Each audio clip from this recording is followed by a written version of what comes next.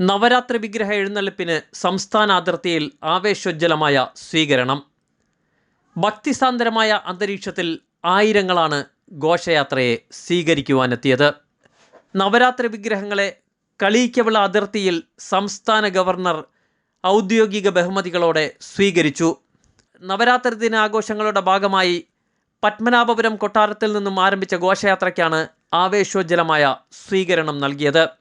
പത്മനാഭപുരം കൊട്ടാരത്തിലെ പള്ളിവാളും ശ്രീ സരസ്വതി വിഗ്രഹങ്ങളും ശുചീന്ദ്രത്തു നിന്നുള്ള 300 തങ്ക കുമാരകോവിലിലെ കുമാരസ്വാമി ഉൾപ്പെടെയാണ് എഴുന്നള്ളിപ്പിൽ സ്വീകരിച്ചത്. സംസ്ഥാന അതിർത്തിയിലെത്തിയ ഘോഷയാത്രയ്ക്ക് കേരള തമിഴ്നാട് സർക്കാരിൻ്റെ പൂർണ്ണ ഔദ്യോഗിക ബഹുമതിയോടുകൂടിയായിരുന്നു സ്വീകരണം.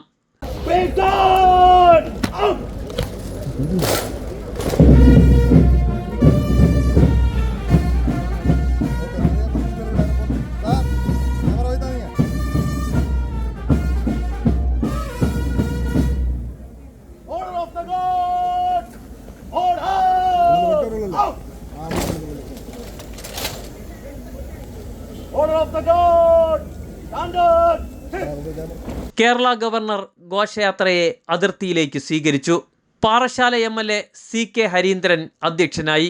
Kovalam MLA Vincent, Devaswom board president Prashanth, Parassala block panchayat president Ben Darwin തുടങ്ങിയ രാഷ്ട്രീയ, സാമൂഹിക, സാംസ്കാരിക രംഗത്തെ നിരവധി പേരാണ് സ്വീകരിക്കുവാനെത്തിയത്.